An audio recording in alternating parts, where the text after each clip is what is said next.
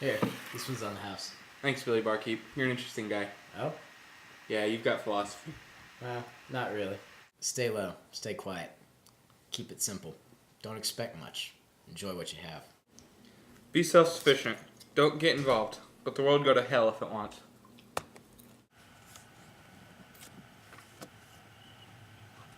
Alright, well, my shift's done. You're up, Steve. How's it hanging Kimosabi? Yeah! That guy.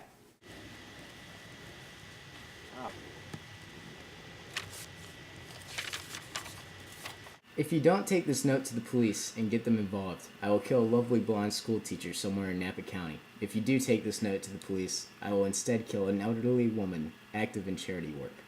You have 6 hours to decide. The choice is yours. Here, what do you make of this? I think it's a prank. I think I know who did it. Steve Zillis, right? Undoubtedly. It wasn't a prank. The school teacher is dead. What the? Prepare to receive your first injury. He's a bad man, Mr. Wiles. Yeah, I heard that. You got anything else to tell me? He's got a face of one of his victims in a jar. Hey, he showed it to me. You have 5 minutes to decide your next victim. Okay. What the?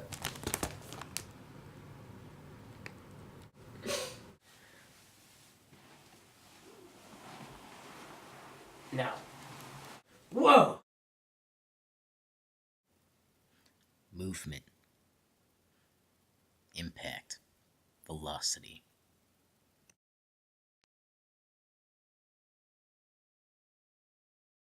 Hello, my name's Brian, and I guess you've just seen some clips from the upcoming adaptation of Velocity. Well, fortunately I have some bad news. That movie is probably going to be a lot better than the book. Before I critique though, let me give you a little bit of background.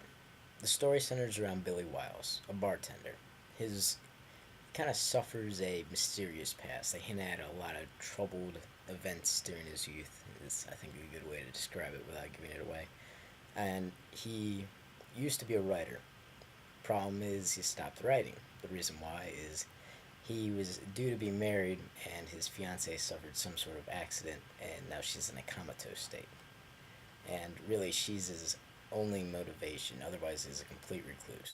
Then one day, at his job, after his job actually, he goes out to his car and he sees a note telling him that he has either the choice to kill a school teacher or an elderly lady. And it originally takes it as a joke. He sends it to his cop friend and he's like, hey, what is this? What do you make of it? And they just kind of passed off. Turns out, not such a good thing. Turns out the school teacher actually ends up dying, which is a little confusing because his friend is the cop, but apparently because he didn't get involved, it didn't count.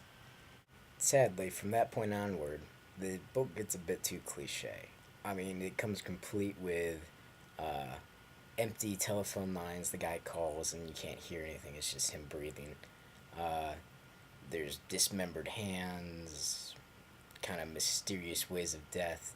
And even though some of the characters are interesting, really the methods and the plot is just not very intriguing.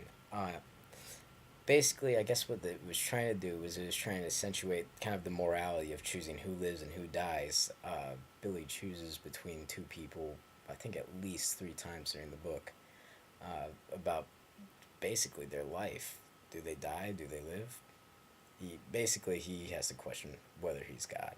Unfortunately, this moral aspect of the story is pretty much ignored.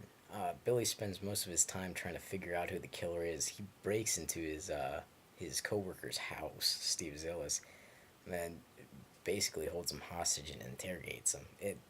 The book just gets so ridiculous at some point.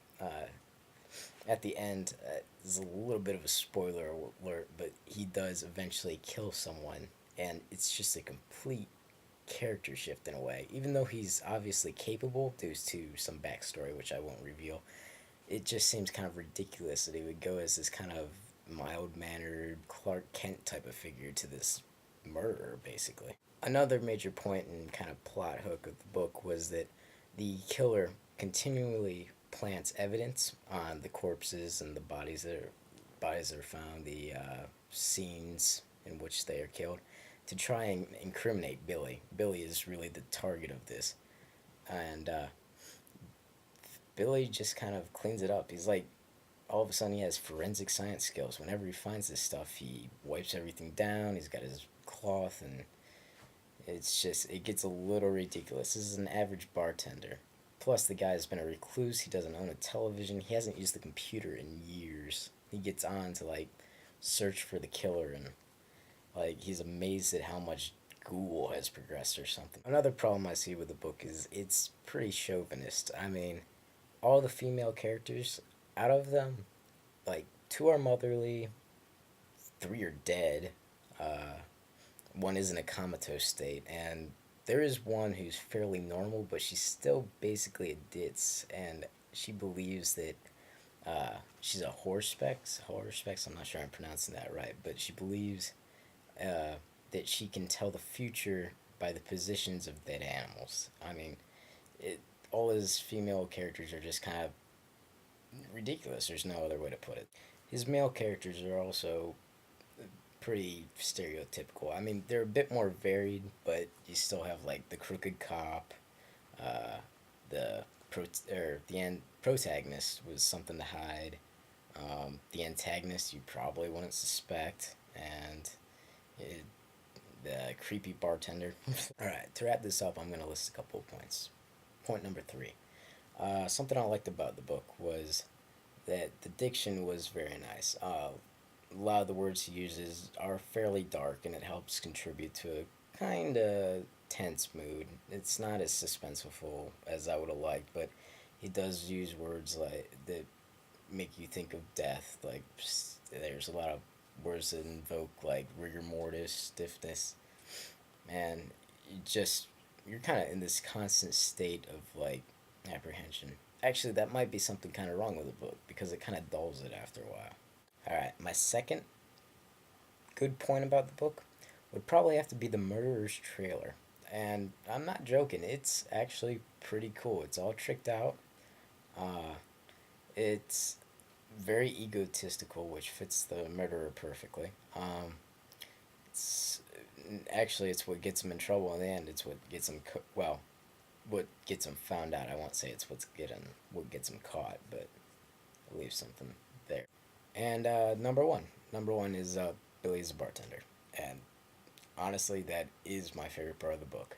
Uh, One of the funniest scenes, comparatively, is when he compares cleaning up a crime scene to his bartending job. He's got his little waste rag thing, and he just wipes off the evidence, all his fingerprints and that. It's kind of funny in a dark way. All right, thing I didn't like about the book. Even though I'd like to just say the rest of it and get it over with, I guess I should probably elucidate a little bit. Probably the pacing. I did not like the pacing very much at all. It is a pretty fast read, but it's kind of choppy. Like, Billy will go from like some moral dilemma to visiting his wife who's in the coma, and then back to trying to find his killer, getting fish hooks out of his forehead. It's just the plot line seems so ridiculous that a little bit more flow would have been a lot nicer than just kind of the jagged storytelling that Dean Koontz seems to have. Honestly, I can't rate this book very high. I would only rate it about 2 out of 5 stars, which is kind of contradictory. I looked at a few reviews on the internet, and a lot of people are crazy about this book, and I don't know, maybe that's them. It never really did anything for me. So, I don't know. It's an okay book. If you want to pick it up and read it, that's fine. But honestly, I found it comparable. It's about as good as a CSI special. And that's really all I have to say about it. Dean Koontz writes Velocity. Check it out if you want to.